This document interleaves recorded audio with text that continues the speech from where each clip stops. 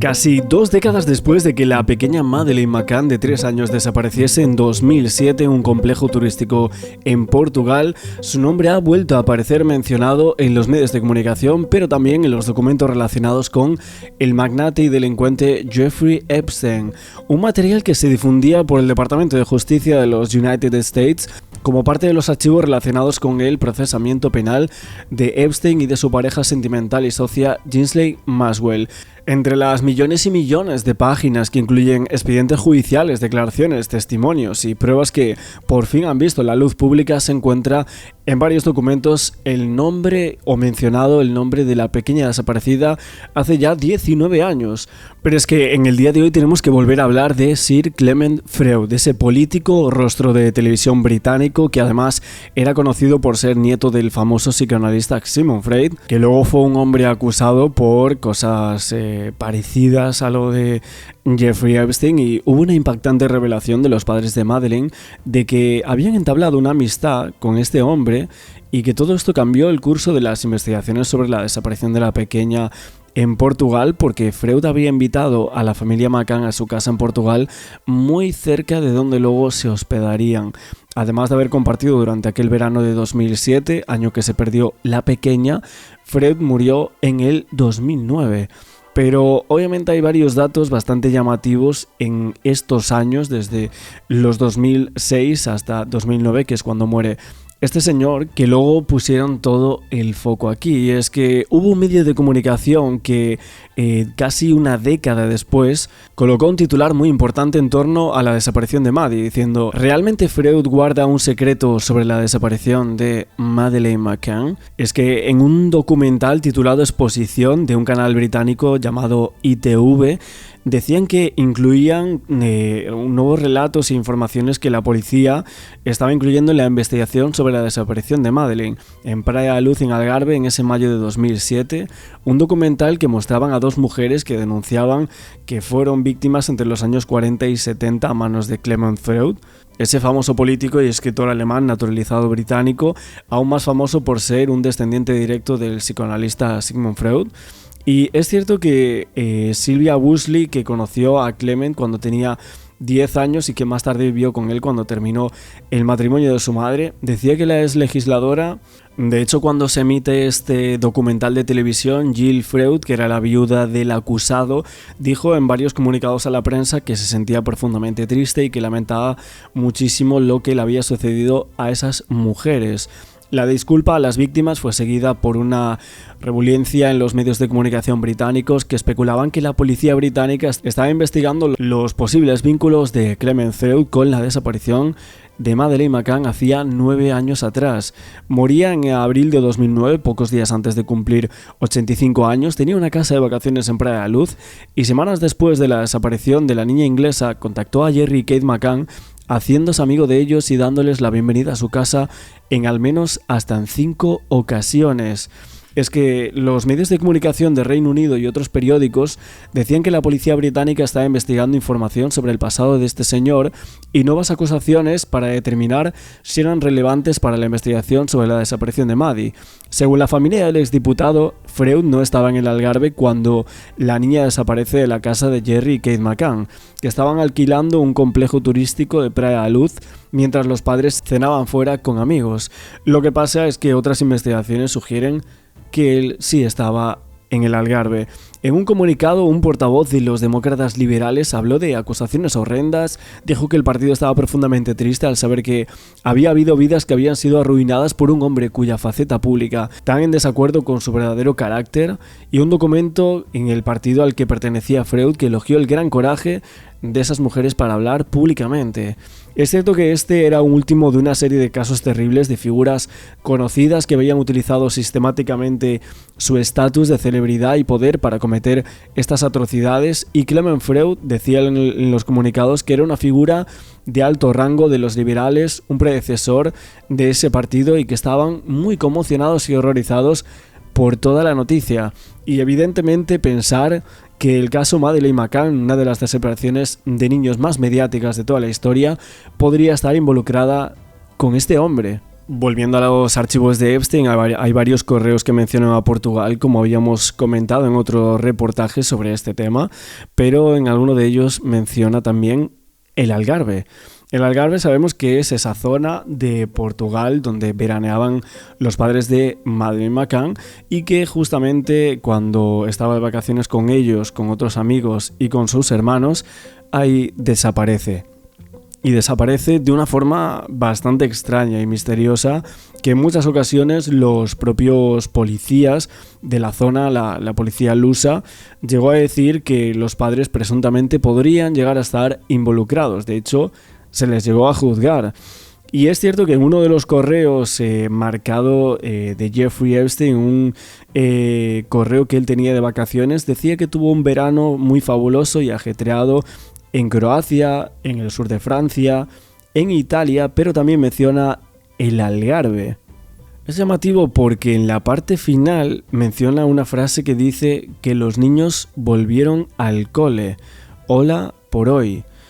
Esa frase de los niños volvieron al cole, mezclado evidentemente con esa frase y el lugar del Algarve en Portugal, llama muchísimo la atención hablando de este tema.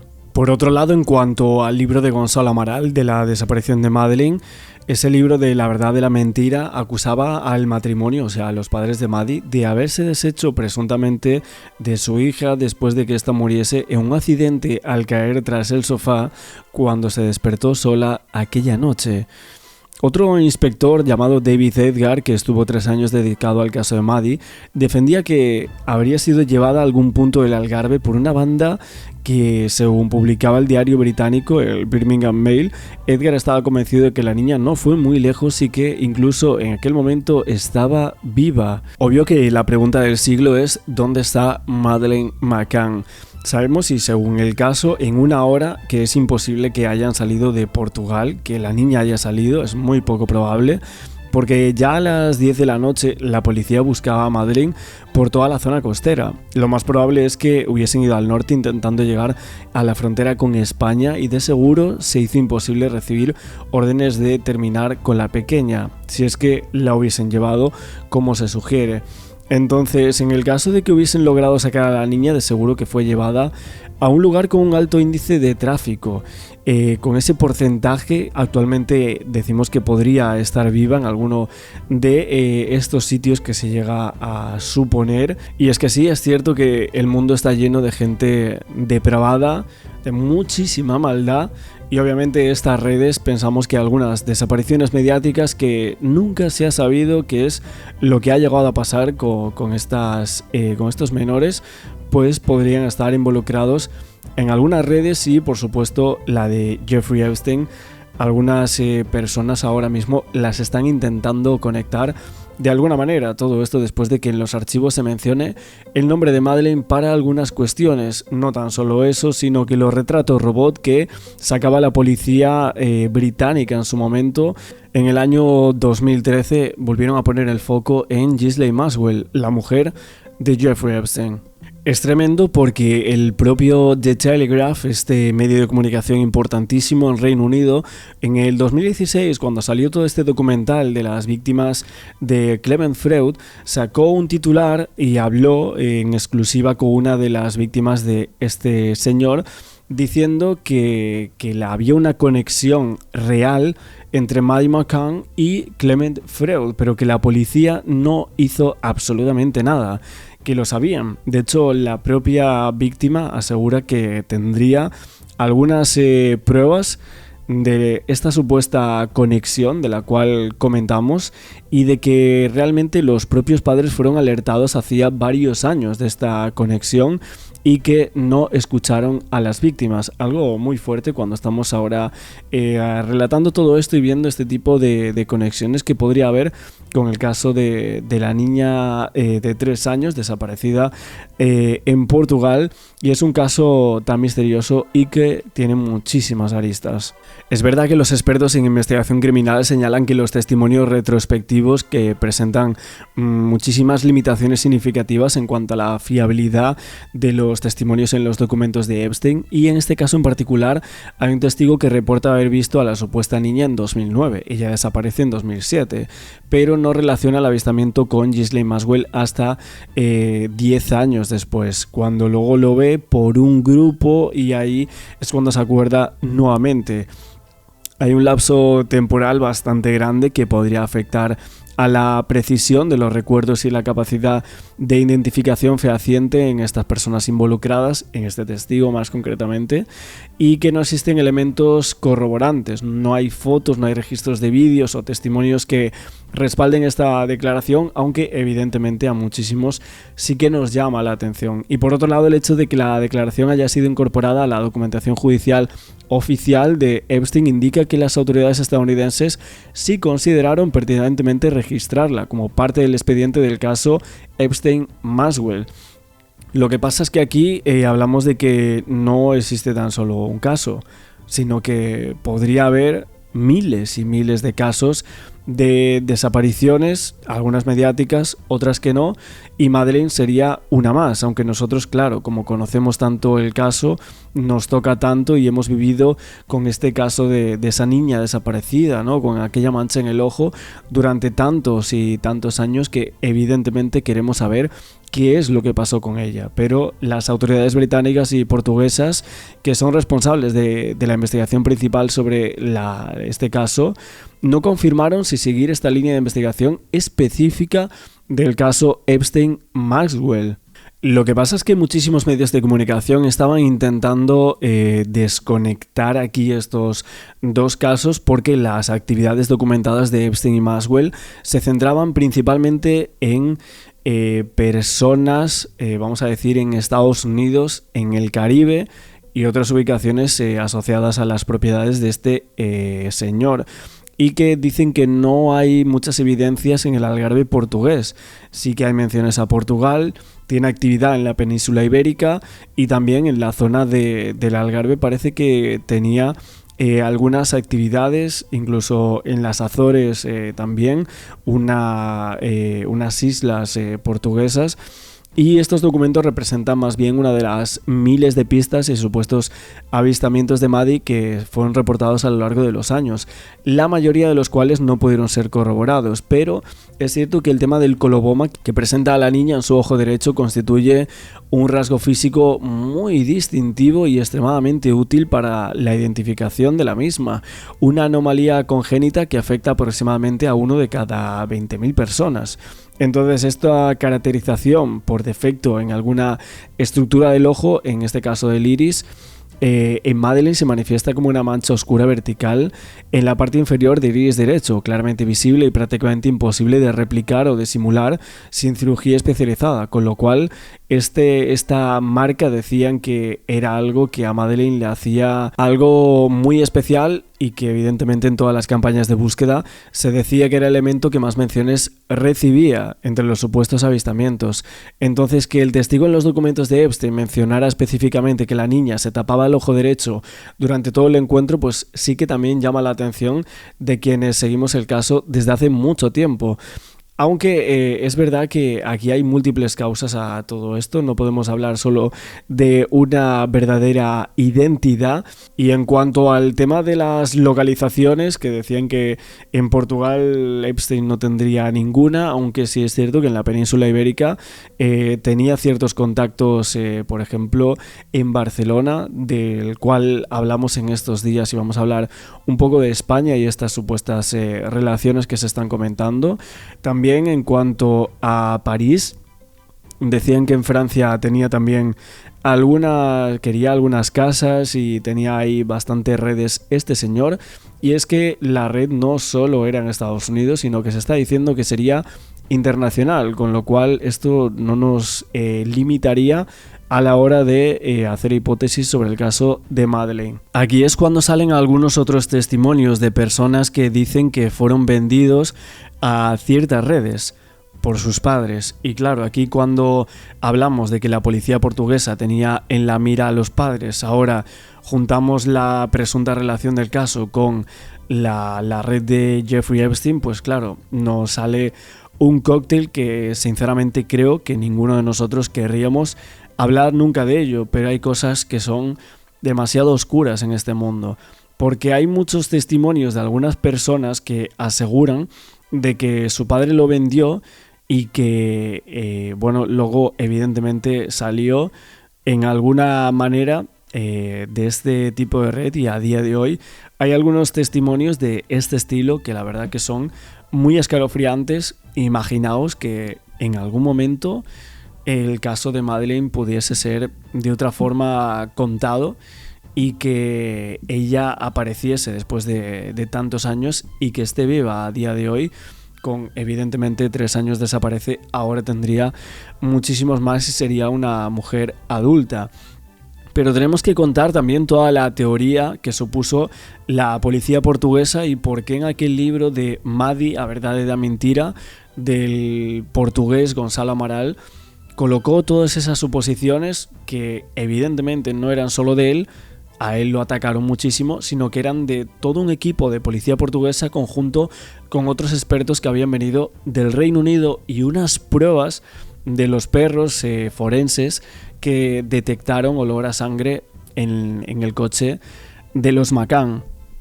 Sé que mucha gente en Portugal está siguiendo todos nuestros vídeos del caso de Madeleine McCann y hoy vamos a comentar también el libro de A verdade da mentira del señor investigador luso Gonçalo Amaral. Y es que él en este libro decía que había ciertos indicios que a los investigadores le hacía pensar que la escena de los hechos fue alterada. ¿Pero por quién? ¿O por qué? La clave aquí de todo este caso, y esto es un hecho, es la clave del especialista forense inglés. Este señor llamado Mark Harrison, que era consejero nacional de búsquedas a nivel de todas las delegaciones policiales, con un altísimo porcentaje en resoluciones, y justo aquí las pruebas que hizo este señor señalaban a los padres.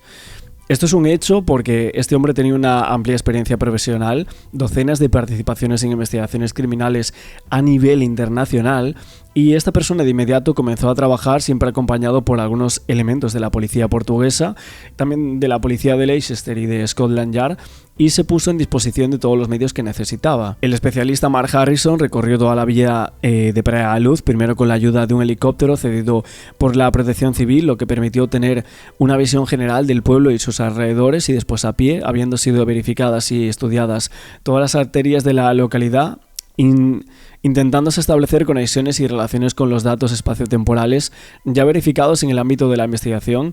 Se efectuaron mediciones de calles, de distancias entre los edificios y se establecieron hipótesis cronometradas de posibles recorridos pedestres y motorizados, y no se dejó absolutamente nada a la casualidad, como muchos llegan a creer que no se investigó el caso de Madeleine. Sí se hizo. Es que para este señor Mark Harrison y los fríos números que tenían en Estados Unidos desde el año 1960, un total de 1.528 casos hasta el año 2010, si no me equivoco, pero como se refería en su informe, la posibilidad de que los padres estuviesen involucrados en la desaparición de su hija, en esa base de datos sacaron absolutamente todas las búsquedas, pero los números eran asombrosos, especialmente lo que se refería a la relación entre los delincuentes y las víctimas, ¿no? Y del universo de todos aquellos casos, incluyendo muchos de índole, ya sabemos, los padres de las víctimas son los agresores predominantes, siéndole atribuida la autoría en el 82%. Esto se verificaba además que en aquella base de datos en el 96% de los casos existía una relación de proximidad entre las víctimas y los agresores. Solo en el 4% de los casos se había verificado que los agresores eran extraños. Con lo cual, evidentemente, una suma de indicios contra los padres más este porcentaje tan elevado, pues hacían peligrar en aquel momento. Los perros forenses de este investigador del Reino Unido eran Kila y luego Eddie, y justamente los dos pues identificaban la contaminación de olores de un cuerpo, y hubo un momento que el perro alertó la presencia de olor de un cuerpo en un lugar de ese departamento en donde vivía en esos 8 días en el Algarve la familia McCann.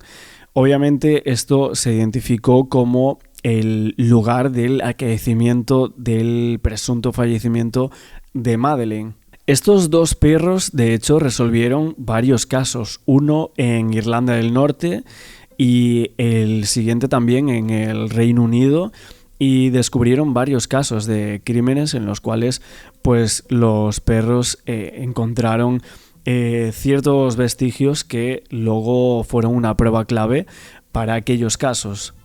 Porque claro, la propia perra llamada Aquila, este forense llevó a la perra al interior del apartamento 5A y ahí señaló la existencia de minúsculas manchas de sangre en aquel lugar detrás del sofá, donde Eddie había señalado olor a cadáver.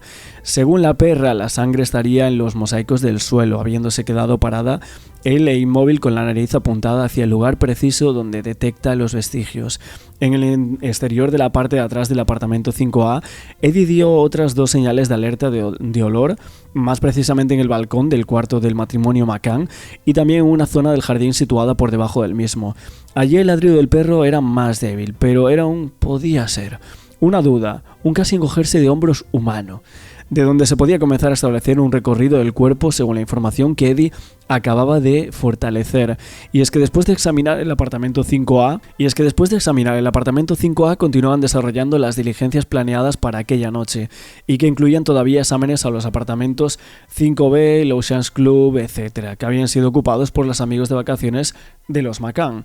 El ritmo cardíaco de los investigadores batía ahora acelerado y después de los sorprendentes descubrimientos indicados por aquellos perros forenses en el interior del fatídico apartamento. Solo Dios podía saber lo que podía ocurrir a continuación. Pero para sorpresa de todos, después de cuidadosos exámenes cinotécnicos efectuados en cada uno de aquellos departamentos, el perro de detección de olor a cuerpo, Eddie, mostró un total desinterés en todos. De esta manera, el especialista decidió que no iba a utilizar el perro CSI Kila, ya que no había ninguna indicación positiva por parte de Eddie, ni una sola. Existían señales de fallecimiento en el apartamento 5A. Entonces ahora era necesario comprobar que nadie había fallecido en aquel apartamento antes del 3 de mayo de 2007, y los registros del Oceans Club no recogían ningún incidente de este tipo, con lo cual la conclusión que sacaron es que solo podía haber olor a una persona que evidentemente era Madeleine Beth McCann.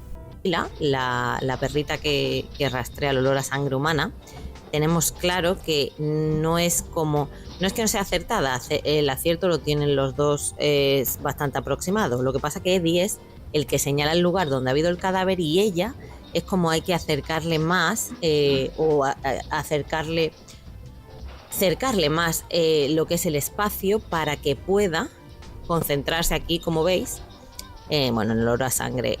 Aquí Eddie ha señalado, porque él señala con el ladrido cuando se encuentra el olor a cadáver. Y en estos momentos es lo que está haciendo. Ladra, mirando a Martin Grimm, que es su adiestrador, y le acaba de decir que en el lado de la cama, junto al armario, ahí había olor a cadáver humano. Vuelve a salir. Va al baño, que se mete en todos sitios, obviamente, es un perro que rastrea y necesita encontrar el olor característico por el cual ha sido entrenado y para lo que está ahí, que él lo sabe perfectamente y es feliz por ello. Si le veis la cola, la mueve de un lado a otro. Y deciros que en la habitación él le ha dado el ladrido junto al armario, o con las puertas abiertas del armario, porque ahí se concentra un mayor olor característico de cadáver humano. Pero no quiere decir que ese sea el punto exacto donde haya estado el cadáver situado, sino que ahí hay una mayor acumulación del olor. Y esto ya no me lo dijo Martin Grimm en su momento, con el cual estuve hablando, y sabemos perfectamente que el cadáver ha podido estar en esa habitación, pero no tiene por qué ser en ese punto exacto. Aquí tenemos la habitación de los niños, que estaba junto a la de sus padres. En ese lado es donde Madeleine McCann estaba en esa cama durmiendo, teóricamente, obviamente, o hipotéticamente, y las cunas de sus hermanos gemelos juntas al otro lado, a la derecha de la cama. Allí al final veis la ventana, la cual estaba abierta según su madre, cuando entró y vio que Madeleine había desaparecido. Entra en todo, claro, en los armarios, en las estanterías y demás, para poder rastrear el olor si lo hubiera. En la ventana, como ya sabéis, sabemos perfectamente que fue abierta desde dentro, pues probablemente en un intento de hacer creer que han salido por la ventana, cuando anatómicamente una persona adulta con un niño era bastante difícil. Y decir también que solo había una huella, bueno, las huellas de la madre, de Kate McCann, en esa ventana. A ver, es que todas las pruebas indican que no hay indicios del presunto secuestro de la niña, de ninguna de las maneras. Y todas las huellas de ADN son de los padres en los puntos clave en los que se podría creer que el secuestrador de la niña, posible o presunto, se hubiese llevado a la niña por esos lugares que ellos decían. Es que es complicado, ¿eh? Y aquí vemos el famoso sofá del salón del apartamento 5A del Ocean Club, donde Eddie está francamente nervioso y alterado porque está reconociendo el olor característico de cadáver humano. Aquí, como veis, lo primero que ha hecho es irse detrás del sofá, sitio el cual yo analizo en mi libro Vacaciones al Infierno, la historia no contada de Madeleine McCann, y hacemos con topografía forense un análisis forense del ADN que se encuentra detrás de ese sofá tras la misma intervención de los perros, señalando el lugar, como detrás del sofá, como ahí vemos, de que había restos, olor a cadáver humano. Pero Mark Harrison había solicitado un espacio reservado y aséptico donde deberían ser dirigidos los objetos y ropas retirados del interior de aquella casa y examinados por los perros, y para satisfacer esa petición solicitaron una vez más los amables servicios del alcalde del ayuntamiento de Lagos. Se descubrió un garaje en un edificio nuevo y deshabitado en el centro de Lagos, y ahí esta persona ordenó la limpieza por parte de los servicios del ayuntamiento. Un garaje que quedaba como una joya. Y aquel día, evidentemente, llamaron a la puerta del número 27 de Rua da Flores en Praia da Luz. Kate Haley y Gerald McCann estaban bañando a los gemelos en la piscina exterior localizada en el jardín de la casa cuando se les mostró un mandato de búsqueda y se les explicó que su casa iba a ser objeto de una inspección cinotécnica. Sorprendentemente, el matrimonio reaccionó bien a las intenciones de la policía y de forma abierta y frontal dieron acceso ilimitado a los investigadores. Así que de inmediato se inició el examen con Eddie, el perro de detección de olor a cuerpos, y en cuanto entró a la casa, el cánido se dirigió a la sala donde encima de un sillón de mimbres se encontraba un pequeño peluche color rosa de la desaparición de Madeleine, aquel famoso Cuddle Cat que Kate Haley llevaba consigo a todos lados, el cual exhibía ahora como un rosario al cuello y una cinta verde. Y una vez más Eddie aplicó toda esa experiencia de muchísimos años de trabajo forense, este perro dedicado a inspecciones en escenarios de delitos, etc. Y ahí hubo un categórico y afirmativo ladrido, indicó que aquel peluche había estado en contacto con un cuerpo. El muñeco tenía olor de cuerpo, así que con la utilización de cajas de cartón adquiridas para tal efecto fue encajonado toda la ropa existente de la casa con la finalidad de transportarla a un lugar limpio y descontaminado, donde serían colocadas en el suelo de forma espaciada para que los perros forenses procediesen a un examen minucioso. Una vez más, Eddie, este perro, señaló un fuerte olor cuando husmeaban las ropas de la madre de Maddie. Unos pantalones de tejido con estampado de cuadros con colores negro y blanco y una blusa escotada sin mangas de color blanco, pertenecientes a Kate Haley, hicieron que el perro ladrara eufóricamente, debido a olor a cuerpo. El perro CSI no localizó vestigios hemáticos. Aún así, ladró y ladró. Los días 4 y 5 de agosto de 2007 se procedió a un examen riguroso en la vivienda del señor Robert Murat y terrenos anexos. Robert Murat era una persona que estuvo investigada durante muchísimo tiempo y Mark Harrison quiso ver absolutamente todo. Pero hay que decir que en ese momento no hubo o no detectaron absolutamente nada los perros. Lo que sí detectaron fue el 6 de agosto, así que en las últimas plantas del aparcamiento subterráneo situado en Largo I de Portimao, enfrente de las instalaciones de la Policía Judicial, iniciaban los últimos exámenes que tenían que efectuar los perros forenses, continuando el planteamiento efectuado por Mark Harrison, y ante la imposibilidad de utilizar el garaje de Lagos se hacía necesario encontrar un lugar que reuniese las condiciones exigidas por aquel especialista forense. Entonces ahí fueron a este lugar. Había un total de 10 vehículos por Robert Murat, Micaela Sergi, Luis Antonio, el matrimonio de los McCann, y uno eventualmente usado por Russell O'Brien. Unos vehículos que fueron llevados a aquel lugar por los investigadores y dispuestos en los lugares de aparcamiento, manteniendo una distancia de cerca de 10 metros entre cada uno de ellos. Todo para evitar eventuales contaminaciones. Con lo cual el objetivo era utilizar a Eddie, este perro forense, para verificar si existía olor a cuerpo en alguno de los vehículos. Y en caso afirmativo se utilizaría a Kila para ayudar al equipo de peritos forenses a detectar y recoger eventuales vestigios. Eddie examinó el primero, el segundo y el tercer vehículo sin parar, no habiendo alterado nada su comportamiento. Pero al pasar ahora a su cuarto examen, en el cuarto vehículo Renault del matrimonio McCann, o sea de los padres, Eddie, este perro, alteró significativamente su comportamiento.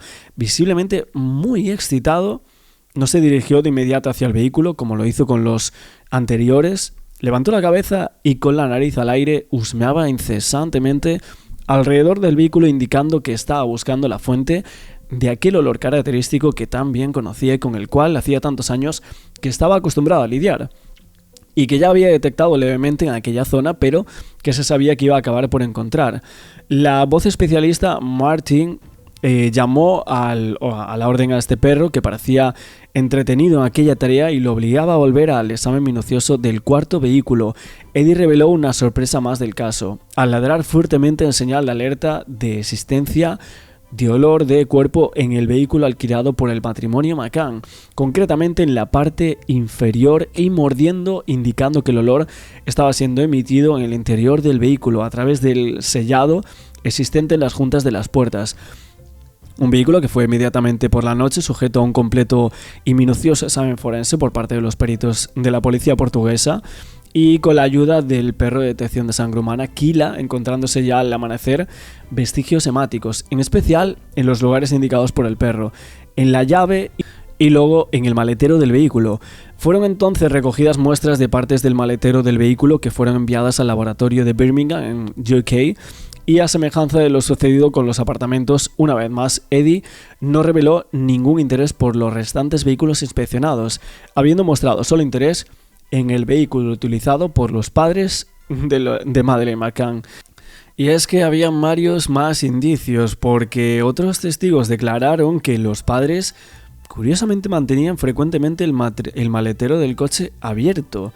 Acerca de los olores del vehículo y de los vestigios sanguíneos, un cuñado de Gerald McCann afirmó posteriormente que utilizaban el maletero para transportar basura, y que una de esas veces, al transportar alimentos, se había derramado sangre de filetes en el maletero, justificando así el olor extraño que supuestamente recogieron los perros.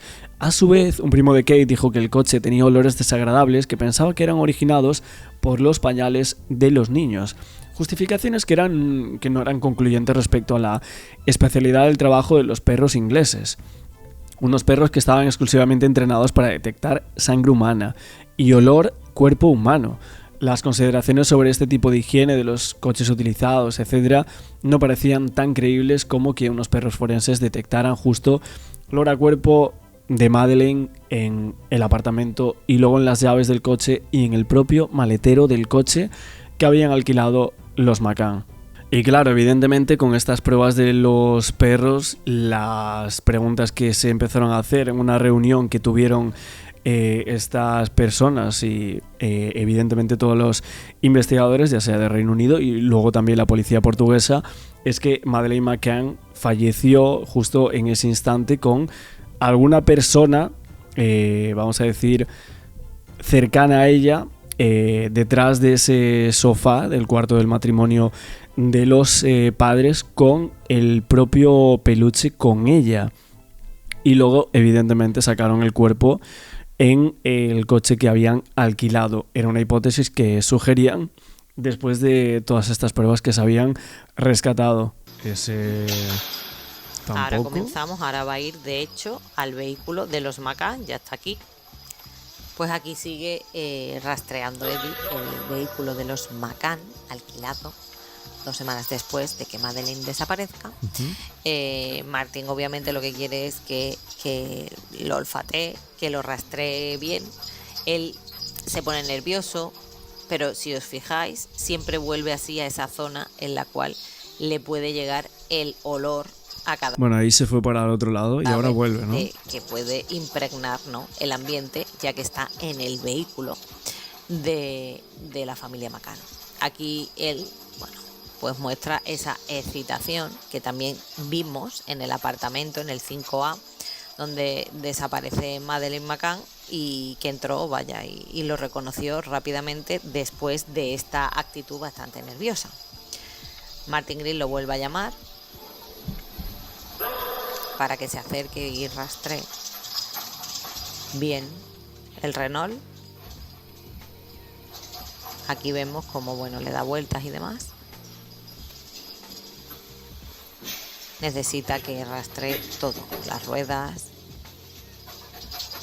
De hecho, bueno, cuando se escondió la llave de este vehículo en otro pabellón en el cual también había otra serie de enseres de... Bueno, eso es justo lo que estaba contando yo ahora, del tema de la llave y esas informaciones que también están en el sumario. Ahí sigue rastreando, o sea, todavía no ha encontrado nada Kila, que es la que huele a sangre humana. Y ahora veremos, porque es como explicamos la vez anterior en el vídeo pasado, en el apartamento 5A del resort, que siempre entra primero Eddie, da el positivo o negativo en cadáver, en olor a cadáver, y luego entra, cuando ha dado positivo Eddie, pues Kila es la que nos dice si ha habido sangre humana en ese lugar. Ahora, cuando abra el maletero, veremos cómo da positivo en la zona de la derecha del maletero. Y decir que esto es bastante curioso porque la familia McCann, o sea, ya no solo el padre y la madre, que obviamente, bueno, dijeron que no a todo esto y que era un circo lo que hacía Martin Green y sus perros. Obviamente es porque salían mal parados, pero bueno, que ya sabemos que los perros rastreadores son bastante exhaustivos y bastante buenos en sus investigaciones, porque es en ese lugar donde ella señala que hay olor a sangre. Mira, aquí lo estamos viendo, justo en esa parte derecha que dice Miriam Moya, y el perrito señalándolo en el coche. Sangre humana, que nadie puede explicar. Y en los cuales también, que lo podéis leer, ahora a finales de mayo sale mi libro Vacaciones al infierno, la historia no contada de Madeleine McCann. Aquí aparece rastros de ADN compatible con Madeleine McCann. ¿La veis? Kila está absolutamente quieta, paralizada, petrificada, mirando a un punto en el vehículo. Incluso cuando... Cosas sin explicación del caso, Cuando la graban, ella mira a la cámara y vuelve a girar a su posición inicial, que es la de señalar el punto exacto donde a ella le huele a sangre humana. Y este vehículo fue alquilado mucho después de que Madeleine McCann desapareciese por arte de magia, pareciendo que se le había tragado la tierra, cuando aquí tenemos otras evidencias, aunque se tomen como indicios, que nos dicen que algo más pudo pasar. Bueno, pues esta es la evidencia concreta, el tema del perro, de Kila. Y aquí lo vemos, en el maletero de los McCann, encontrando ese olor. Y luego que se hizo el ADN, según lo que nos dice el experto forense, y que daba ADN de Madeleine. Así que, bueno, es una prueba que muchas veces hablamos de ella, pero no teníamos como el contexto de los vídeos y de dónde salía siempre esa información, ¿no? O sea, a estos perros, bueno, a este en concreto, como súper excitado justo con este vídeo, ¿no? No sé si hay algún vídeo más por ahí que podamos ver acerca de todo esto, pero lo comentaremos, y si encuentro algunos más sobre el tema perros y lo de las llaves que justo dio la de los padres en concreto, pues lo veremos también en otros vídeos. Porque él decía que la ventana de la habitación estaba protegida del exterior por una persiana que solo se podía mover desde el interior. Y en el interior existía una cortina opaca hasta el alféizar que protegía de la luminosidad, evidentemente, y dos cortinas laterales hasta el suelo, todas con abrazaderas. Se comprobaba que todas las cortinas se encontraban corridas hacia el centro de la ventana, no llegando a taparlas totalmente. La misma abrazadera del lado derecho se encontraba caída en el suelo, entre los pies de la cama y una silla que estaba pegada a la cortina del lado derecho. La abrazadera del lado izquierdo pendía del soporte de la pared y la cortina del lado derecho estaba desaliñada. Parecía como si alguien había cerrado las cortinas con mucha prisa. Ninguna de las abrazaderas se encontraba en la posición correcta y normal, suspendidas en la pared. Kate, la madre de Madeleine, dijo que cuando se produjo la desaparición de la niña, las cortinas estaban completamente cerradas, o sea, que los padres las habían corrido y el supuesto raptor las habría colocado en una posición que facilitase su paso por la ventana. Ahora bien, lo que decían los investigadores es que las abrazaderas se utilizaban para sostener las propias cortinas cuando éstas se encontraban recogidas lateralmente. Para correr las mismas se tenían que desprender las abrazaderas. Por lo tanto, solo en el momento de cerrar las cortinas, las abrazaderas podían haber quedado en la posición en la cual fueron encontradas. Es que los investigadores lo tenían clarísimo, que no era creíble que la acción fuese realizada por ningún raptor. Para él sería un acto innecesario y una peligrosa pérdida de tiempo, una acción más bien que parecía una alteración intencionada de la escena del crimen. O de la escena de la desaparición, que no fueron esos los únicos indicios de una posible alteración de la escena de los hechos. La ropa de la cama donde se dijo que dormía Maddie y la posición de su muñeco también levantaron muchas sospechas, y es que cuanto más miraban las fotos, los investigadores decían que más incrédulos se volvían. ¿Ya habían reparado en cómo estaba la ropa de la cama de la niña? ¿Había bajado ella solita de la cama o es que quizás no dormía ahí? Estas serían algunas de las preguntas que se hacían los lusos, y es que cuando descubrieron la desaparición podían haber removido la ropa buscándola y alterándola así inconscientemente. Pero, ¿y el muñeco que era utilizado para dormir? Porque no era una posición normal, debería haber estado debajo de la almohada y no dispuesto en orden a su lado. La madre decía que ese muñeco estaba al lado de la almohada cuando descubrió la desaparición y que esta era su posición habitual. La manta de color rosa estaba casi doblada, y es que uno de los fenómenos que se producían en las desapariciones de niños y en las cuales se ven implicados presuntamente familiares es la alteración de la escena de los hechos. Y aquí los investigadores lusos decían que tenían o que eran conscientes de este detalle, pero que había que averiguar con un alto grado de certeza la intención de dicha alteración, que podía ser casual, podía ser intencionada o no, o como resultado de la búsqueda del niño. Pero, ¿qué dijo el padre? Dijo que cuando vino a ver a su hija, el muñeco y la manta estaban así. Continuaron mirando la foto de la habitación de los niños, las dos cunas estaban en medio del cuarto, dificultando la movilidad de un adulto. Entonces, ¿por qué razón las cunas solo tenían los colchones? ¿Por qué se llevaron toda la ropa de la cama? Más preguntas que se hacían los lusos. Se llevaron las sábanas y todo. Los gemelos solo se despertaron cuando se los llevaron a otro apartamento. Y es cierto, Gonzalo Amaral también habla de un sofá que estaba por debajo de una de las ventanas, que estaba desordenado de tal forma que las cortinas laterales se encontraban corridas hacia el centro de la ventana. Si la intención al correr las cortinas era proteger el apartamento de la luminosidad, no se entendía por qué la otra ventana tenía las cortinas recogidas. Un sofá que podría haber sido desviado cuando estuvieron buscando a la niña, esto pensaron. No se detectaron vestigios ningunos en ese momento y obviamente él decía, bueno, es que de estos padres a mí no me sorprende absolutamente nada, porque aquí empezaron a decir que podía haber sido resultado de la búsqueda y entonces lo desplazaron hacia allí. Pero es que el padre fue quien dio una explicación para la posición de ese sofá. Decía que no había duda de la facilidad de acceso que los niños tenían a la ventana. El sofá estaba retirado de la ventana como era normal, pero él mismo le había pegado a la pared porque los niños cuando jugaban tiraban allí algunos objetos. Entonces la tesis del accidente, ese sofá podría haber tenido un papel primordial. Si el sofá estaba retirado de la pared, Maddie podría haber intentado acceder a la ventana y caer desamparada entre este y la pared. Y obviamente ahí solicitaron las fotografías de las habitaciones y esta fue una de las principales teorías en cuanto a la investigación del caso de Madeleine. Es grave porque los investigadores lusos decían que estaban convencidos de que los testimonios de los padres de Madeleine y de sus amigos no eran correctos, que existían grandísimas contradicciones entre ellos.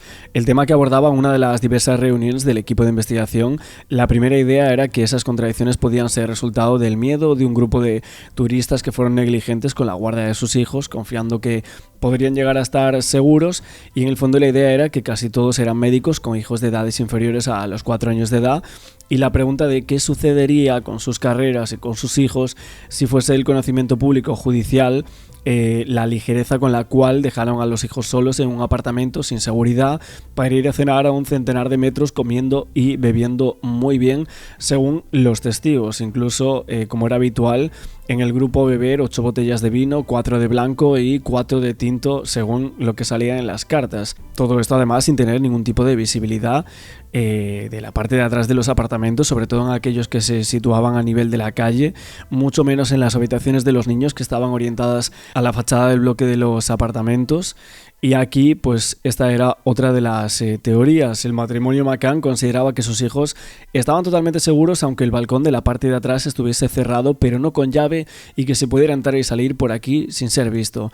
Desde el restaurante Tapas, por la noche la visibilidad era casi nula, añadiéndole 2 factores: un cerramiento de plástico opaco que disminuía considerablemente la visibilidad exterior y el hecho de que cenaran de espaldas al apartamento. Para Gonzalo Amaral, además de las distintas incongruencias de los amigos y los padres de si fueron o no fueron a visitarlos o cómo estaban sentados, incluso la propia lista de urgencias que ellos habían hecho de quién iba a ir y quién no, hay otros hechos prácticos que hacían dudar de la forma de acceso a los mismos apartamentos o incluso de la teoría del raptor.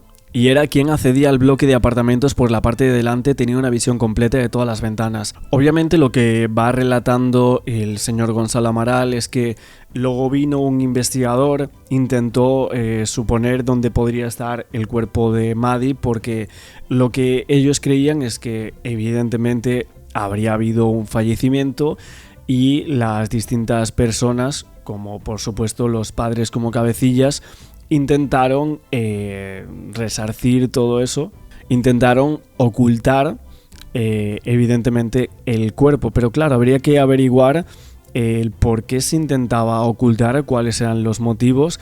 Ellos lo pensaban de, bueno, es que son todos médicos y esto que ha pasado aquí no se puede saber por nuestra reputación, pero es cierto que en esos lugares es donde se deben realizar todas las diligencias iniciales, sobre todo las inspecciones lofoscópicas, exámenes para recoger indicios, ya sean biológicos, hemáticos u otros, y el lugar de desaparición de Maddie no era muy diferente de otros muchos, un apartamento donde vivía con sus padres y hermanos. Lo que era la gran diferencia estaba en el hecho de ser una vivienda temporal, solo 8 días para disfrutar aquellas vacaciones, ¿no? Un departamento que fue objeto de rigurosas inspecciones y exámenes, habiéndose recogido indicios que no les encaminaron a los lusos por un determinado rumbo, y la situación de ese lugar supuso grandes dificultades. Obviamente había ADN de muchísimas personas, ¿no?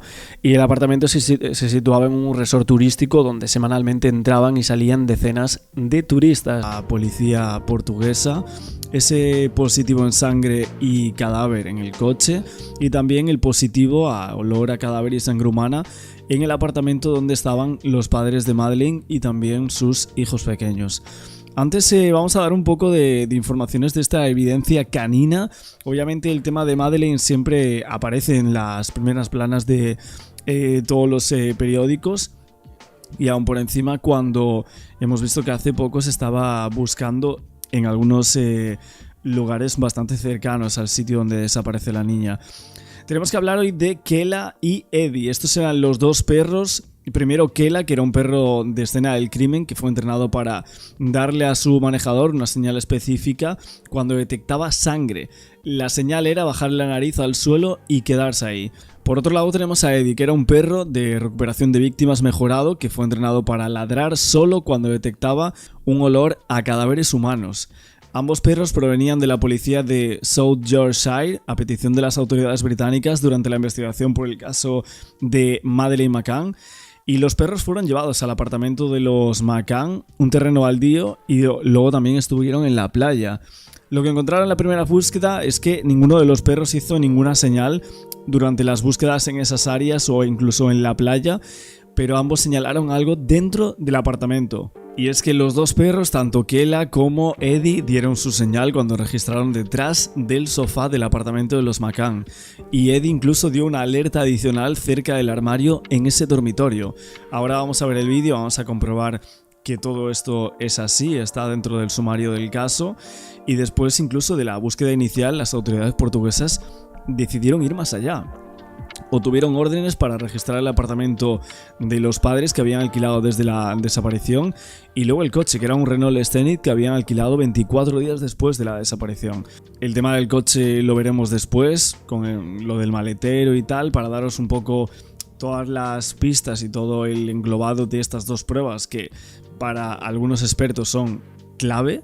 Como tal, para muchos decían que el ADN podía haberse visto comprometido o contaminado, que las huellas dactilares podían haber sido borrosas o explicadas de muchísimas maneras, pero realmente ¿cómo se podía descartar estos dos perros británicos que identificaban sangre y olor a un cadáver en tantas áreas de ese departamento?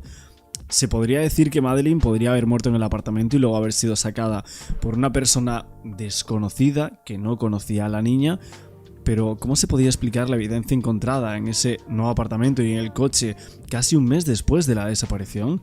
Parecía prácticamente imposible, y que todo esto esta evidencia indicaba la relación más que probable en la desaparición y probable muerte de la hija de los padres. Vamos a ver el vídeo y ahora seguimos dando más datos. Hoy comenzamos, os voy a poner el vídeo de los perros que llevaron al apartamento y otras localizaciones donde desapareció Madeleine McCann. En este caso es en el Ocean Club, el apartamento 5A, que ya lo conocemos todos. Y aquí tenemos a los perros con su adiestrador. Bueno, este es Eddie, el perro que olía a cadáver o rastreaba porque ya murió, y el que lo entrena, que es Martin Grimm, que actualmente trabaja para el FBI. Aquí tenemos a Eddie justo antes de entrar en el apartamento en el que desaparece Madeleine McCann el 3 de mayo de 2007. Entra bastante eufórico, nervioso, como estáis viendo. Entra justo al salón y bueno, parece que está algo nervioso y sobrecitado por el hecho de que está oliendo para lo que fue entrenado, un olor característico el cual él conoce y sabe que es posible que allí, bueno, se encuentre ese olor. Hace un rastreo rápido, va a la habitación, vuelve al salón. Como veis, y os lo voy a ir explicando en este vídeo. Ahora entra en la cocina, en el cual, bueno, pues le abren los cajones, los armarios, para que pueda acceder a todos los olores, incluidos los que no sean tan fáciles de encontrar. Por eso están abiertos todos los muebles. Como veis, le da exactamente igual que haya una persona, que haya varias, que lo estén grabando con la cámara. Él simplemente está entrenado para llegar al olor del cual ha sido enseñado y tiene que reconocer, que es el olor a cadáver humano. Que hay que especificarlo porque no es lo mismo que encuentren un pollo muerto o una ternera muerta. Algo que puede pasar porque puede ser alimento de las mismas personas que estén en este apartamento. Eso nunca jamás él detectaría o ladraría, porque digamos que este perro es el primero que entra en el apartamento. Bueno, espero que no nos metan el copy con este vídeo para que lo tengáis, pero bueno, si veis que está como cortado o algo así en estas partes, pues es por copyright de este tipo de contenidos y de vídeos del caso de Madeleine. Porque es el que dice, ¿no?, si se encuentra olor a cadáver en ese apartamento o en el lugar donde se rastree, para luego entrar Kila, que es la perra, que lo que hace es rastrear el olor a sangre humana. Este es el apartamento en el cual, pues vemos en el 5A, y esta es la habitación de los padres de Madeleine McCann, que aquella noche, sabemos, esas camas estaban juntas. Aquí está algo nervioso el perro, lo podemos ver, y entra y sale de los armarios intentando, oler lo que él necesita, que es, para lo que está entrenado. Martin Grimm, que es el entrenador, que está junto a él siempre, o Aquila, siempre lo guía, pero nunca le incita ni a un lado más que a otro, porque además le puede señalar el lugar que debe de rastrear el perro, pero es el perro el que tiene la libertad de poder moverse como necesite. Por ejemplo, con Kill. A ver, como tal, yo lo que estuve viendo, lo que leí del tema de los perros, es que, por ejemplo, Eddie tenía un récord del 100%, tanto en el trabajo como en el entrenamiento. O sea, no había fallado ni una sola vez. O sea, lo habían llevado a muchísimos apartamentos, uno de los cuales fue donde estaban los McCann, que se quedaron semanas después de lo que sucedió. Y Eddie señalizó en el apartamento número 5A, de donde desapareció Madeleine. También señaló justo afuera del apartamento 5A y no señalizó en ningún otro apartamento. Llevaron a Eddie a un garaje donde había no automóviles, incluido el auto de alquiler de los McCann. Y Eddie allí solo señalizó el auto de los McCann. Cuando se abrió ese automóvil, Eddie señaló en el lugar donde se guardaba la tarjeta de ese automóvil. Incluso como experimento, la tarjeta fue sacada del automóvil y escondida en una caja de arena. Y justo Eddie señaló esa misma caja de arena. Esto lo veremos próximamente, pero bueno, para ver que es una señal de que no estaba equivocado este perro. O sea, tenía un récord del 100%. Y luego Kila, que le llamaban el perro sangre, que fue llevada por los mismos lugares que Eddie en un momento diferente, y ella señaló algunas de las mismas ubicaciones que el otro perro. La más conocida es detrás del sofá en ese apartamento 5A. Kela también señaló en el mismo automóvil del auto de alquiler de los McCann, y repitieron el mismo experimento con el tema de la tarjeta, y ella también señaló la misma caja de arena. Esto obviamente sigue como la duda y demás, pero la razón principal de esto, según los expertos, es que probablemente sus padres estuvieron en contacto con el cadáver de Madeleine McCann. Esta es la explicación que dan. Que un perro se equivoque puede pasar, ¿no? Pero que justo dos perros iguales con un porcentaje del 100% de acierto cometan los mismos errores exactos es prácticamente imposible. Característico de cadáver humano. Aquí, como veis, lo primero que ha hecho es irse detrás del sofá, sitio el cual yo analizo en mi libro Vacaciones al Infierno, la historia no contada de Madeleine McCann, y hacemos con topografía forense un análisis forense del ADN que se encuentra detrás de ese sofá tras la misma intervención de los perros, señalando el lugar, como detrás del sofá, como ahí vemos, de que había restos, olor a cadáver humano. Esto también lo hará Kila después, que lo veremos, pero aquí ya sabemos que Eddie, que francamente tiene una probabilidad de acierto increíble, de hecho Martin Green y yo estuvimos hablando y demás, y él me dijo, Miriam, los perros no se equivocan. Y claro, lo que pasa es que no son evidencias forenses que confirmen el hecho. Después A ver, como, claro, o sea, al final lo de los perros es una prueba, un indicio más, ¿no? Es que como tal, para muchos, el tema de los perros es como la prueba objetiva, porque ellos no mienten, ¿no? Que realmente no se los puede amenazar, no se les puede comprar para que mientan los perros. No saben las consecuencias que van a conllevar con su trabajo.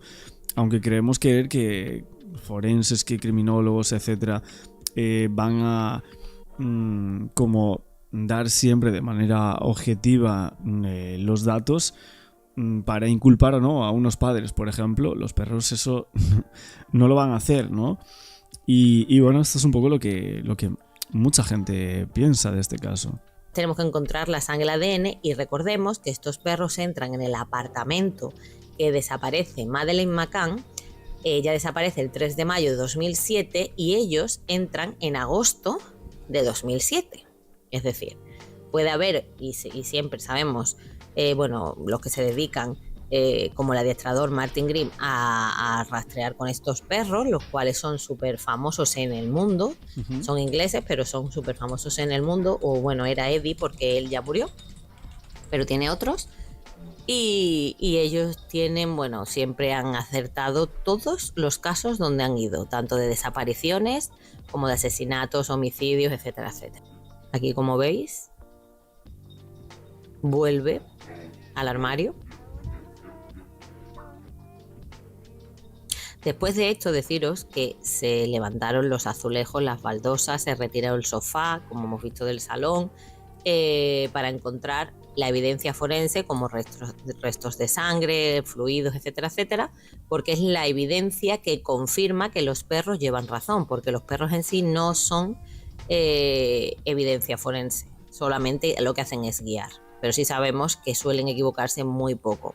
Con la vegetación y demás, que también señaló Eddie, olor a cadáver en el exterior justo de este apartamento, el 5A del Ocean Club en Playa de Luz, el de la casa en el que se mudaron después los McCann de que ella desapareciera, y también tenemos en un pabellón que le cedió la ciudad para colocar la ropa de la madre, del hermano, de ella misma, y por ejemplo también el Cadel Cat, el muñeco y demás, y en el cual ellos señalan diferentes cosas, y también cuando señalan en el mismo vehículo que alquilan 2 semanas después de que Madeleine desaparezca. Ahí aparece también olor a cadáver y sangre, tanto en la llave como en el interior del maletero. Bueno, aquí tenemos también el vídeo del coche, que también lo saca por aquí desde un blog que he intentado buscar, pero ahora mismo no está, o sea, no lo encuentro, ese blog. Pero bueno, básicamente aquí rescató estos vídeos justo antes de haber subido el otro del caso Maddie, del tema de los perros. Pues aquí tenemos lo del coche, ese Renault Scenic en el cual para muchos era la prueba clave de que los padres estaban involucrados en la desaparición de su hija. Como lo prometido es deuda, que os traigo el vídeo que ya os dije que os iba a subir del parking donde rastrean los perros, tanto Eddie como Kila. Eddie, el perro que rastrea olor a cadáver humano, y Kila, la perrita que rastrea olor a sangre humana, que me gusta detallarlo, especificarlo, ya que no vale cualquier tipo de sangre ni cualquier cadáver, por ejemplo animal, ellos rastrean solo lo humano. Y este parking es el que prepara la policía judiciaria para que puedan rastrear una serie de vehículos, 10, y entre los cuales uno de ellos, el cuarto, que ahora aparecerá, es el que alquila la familia McCann 2 semanas después de que Madeleine desapareciese el 3 de mayo de su habitación en el apartamento del complejo del resort del Ocean Club en Playa de Luz, en el Algarve. Y estos son todos los vehículos que ponen, aparte del mismo que alquilan los McCann 2 semanas después, que es lo curioso. Claro, aquí ponen como muchos coches y justo los perros, sin saber absolutamente nada, llegan al coche que alquilan los McCann 20 días después. 2 semanas después de que ella hubiese desaparecido. Claro. Aquí este es el vehículo número 3, lo detallan y lo graban todo minuciosamente para que se vea que los vehículos que han participado en este rastreo. Este es el Renault que con la matrícula 59DA27 que alquila Jerry y Kate McCann. Como veis ahí tiene el cartel para encontrar a Madeleine, Find Madeleine, y detrás también que ellos esto lo utilizarán después para atacar a Martin Grimm, que es la persona que adiestra a los perros, Eddie y Kila, que son los que rastrean ese olor a cadáver y sangre.